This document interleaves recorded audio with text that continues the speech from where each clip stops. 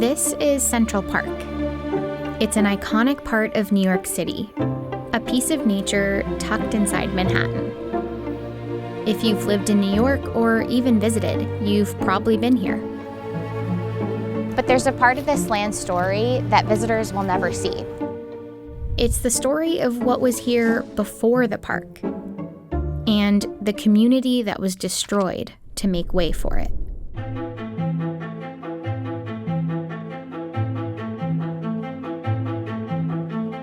In the 1820s, New York City looked like this.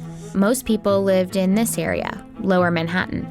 Pretty much everything above it was yet to be settled.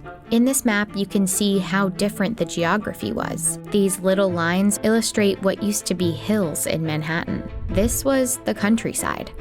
Downtown was the opposite. Lower Manhattan was dense and crowded. A few small neighborhoods were home to many of the city's poor whites and immigrants, and also to much of its black population. This document shows the number of slaves in New York State. You can see how it went down gradually, from 20,000 in 1800 to 10,000 in 1820, and finally to just 75 in 1830. That's because in New York, slavery wasn't abolished all at once. Instead, it was ended over about 30 years. And as more free black people joined the workforce, racial tensions rose. The people who were enslaved were now in competition with people coming over for jobs. That tension led to violence, and Lower Manhattan became increasingly dangerous for free black people. Then, in 1825, plots of land started to go up for sale here, uptown. It was a way out. A black man named Andrew Williams decided to buy 3 lots. You know, word gets out, black people seeing other black people and saying, oh, there's a little bit of a community developing here, maybe we can just fold into this community. So they start to move in. After Williams, more lots filled up with black families and churches. And it was here, between 82nd and 89th Street, that the community of Seneca Village was born. Moving up to Seneca Village offered black families an affordable, safe place. It also gave them the chance to vote. Black men could only vote in New York if they owned property. Over the course of the next 3 decades, the community grew to nearly 300 residents. Records from the census show that they were laborers, domestic workers, waiters, and shoemakers. And they built dozens of homes, 3 churches, and a school for black students. Later, when Irish and German immigrants started moving into Seneca Village, it became unique for another reason.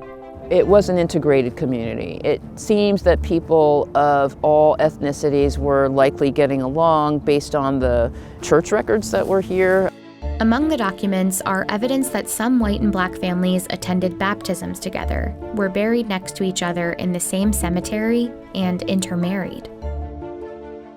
The people who lived in this area were individuals who were trying to find a new way of life. Over the next 3 decades, the population of New York City nearly quadrupled. Lower Manhattan could no longer hold everyone. The city's white elite were worried that the entire island would be consumed by development. They said it called for the necessity of a city park to give lungs to the city. This came out of the elite being able to start to travel to Europe, and they see the Champs-Élysées and they see Kensington Park, and they think that the city deserves to have a park of that stature. On July 21st, 1853, New York set aside 750 acres of land to create America's first major landscaped public park, the Central Park. But the proposed area for the park included Seneca Village, along with thousands of other lots of land, home to about 1,600 people. In order to facilitate the park's development, the city's newspapers started to downplay who really lived there. They really described these people as living in shanties and shacks. People of debased cultures were living off the land. But that wasn't true. In 2011, Cynthia and a team of archaeologists excavated in the former Seneca Village site. They came away with 250 bags of objects to analyze, which now live here in New York City's Archaeological repository. These objects suggest that Seneca Village was wealthier than many assumed. When we compare the objects from the homes of the people in Seneca Village with artifacts from Greenwich Village, an elite upper middle class neighborhood, in some cases they were using the same kind of ironstone plate in what was called the Gothic pattern. Quite a few pieces of porcelain in Seneca Village, and porcelain was an expensive ware. They also found other objects like a comb, a smoking pipe, roasting pan, and part of a toothbrush that probably didn't belong to poor people. Toothbrushes were not common among the working class as well as the middle class until around 1920. And the artifacts themselves were only one part of their analysis. For example, from the census records from 1855, we know that there was a very high level of education. Getting a high school education was clearly an important factor in the community, and that's very much a part of middle class identity.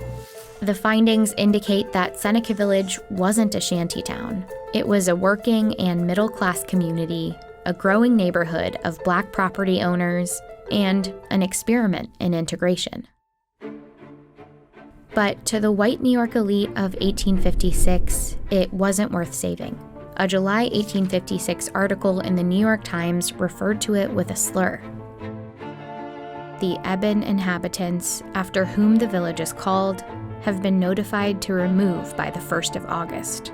Many residents fought to keep their land by filing objections to their forced removal. But Seneca Village, along with the other settlements on the land for Central Park, was seized and destroyed.